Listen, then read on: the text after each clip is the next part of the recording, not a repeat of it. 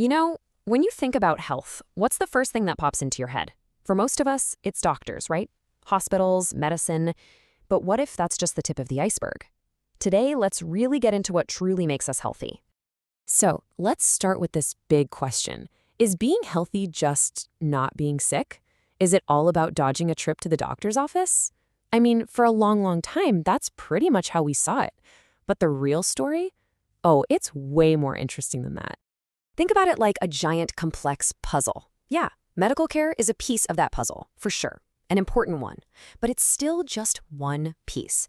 There are all these other factors, stuff from inside us and all around us, that are constantly interacting in these really surprising ways. And they're all shaping whether we're healthy or not. And you know what? There's actually a name for all these puzzle pieces. They're called the determinants of health. It's a bit of a formal term, but all it really means is the huge range of things, literally everything from our genes to our jobs, that have a say in how healthy we are. All right, so here's how we're going to tackle this. We'll start with the blueprint inside you, then talk about our choices and culture, the world we live in, society's big footprint, and finally, why health is really a team sport. We're going to start small and zoom out, layer by layer. Okay, first up, Section 1, the blueprint within you. This is our unchangeable foundation. This is really where the story of our health begins, right?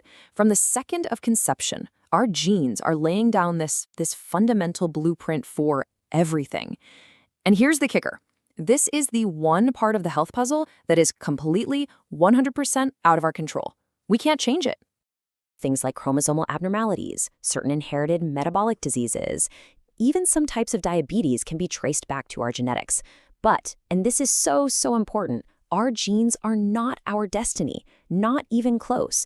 Sure, they might make us more likely to have certain conditions, but they absolutely do not have the final say. That blueprint might be set in stone, but how we build on top of it, that can change everything. And that's actually the perfect segue to our next layer. Section 2, our choices, our culture. Now we're talking about the influence of our lifestyle. Right. Health both shapes and is shaped by lifestyle. This is such a great way to put it because it's a two-way street, you know? Being in poor health can obviously limit what you can do, but just as much, our daily habits, what we eat, how we move, the culture around us, all of that is constantly shaping our health, for good or for bad. And get this, lifestyle risks mean totally different things depending on where you are in the world. In a lot of developed countries, the big health battles are against things like heart disease, obesity, lung cancer, often things linked to our modern way of life.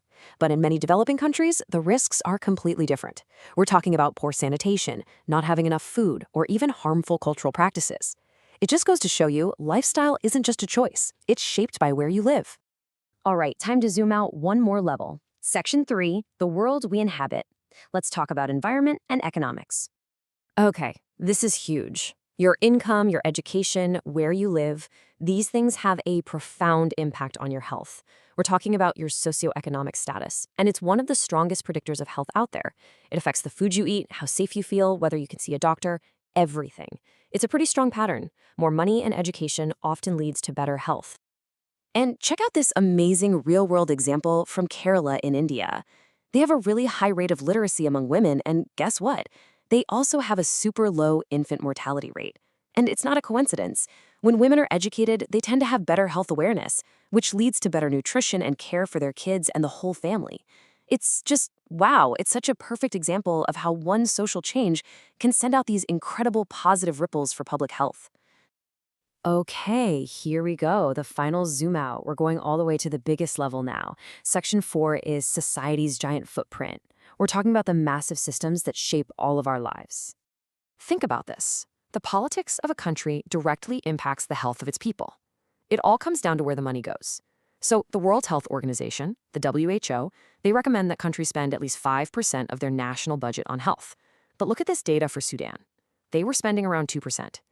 Now, a 3% difference might not sound like a lot, but it's massive. That gap means fewer hospitals, less medicine, and fundamentally different health outcomes for millions of people. It's not just a statistic, it's people's lives. And it's not just about today's budget. Society has to look ahead. Our whole planet is getting older. By 2030, we're looking at over 1 billion people aged 60 and up. That's a huge number. And it means we're going to see a big increase in chronic illnesses and disability. This isn't something you can fix overnight. It's a massive, system-wide challenge that needs smart, long-term planning. So here's the bottom line. Health isn't just the responsibility of the health sector. It's not just on doctors and nurses. It's an all-hands-on-deck situation. You've got food and agriculture, education, industry, social welfare. They're all major players. When you really think about it, a policy that makes our food healthier or creates good jobs, that is a health policy.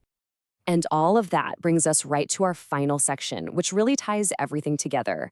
Section 5, health is a team sport. It's all about our shared responsibility.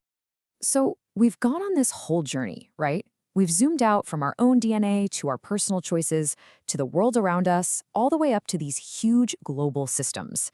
And if there's one thing to take away from all this, it's this. Real, lasting change to a population's health, well, it can't come from just medicine. It just can't. It absolutely requires everyone, every single part of society, working together. And so that leaves us with one last really big question to chew on. If our own personal health is so tangled up with the society we live in, with the schools, the economy, the politics we all share, then what's our responsibility to each other? What's our shared duty to help keep our whole community healthy? It's definitely something to think about.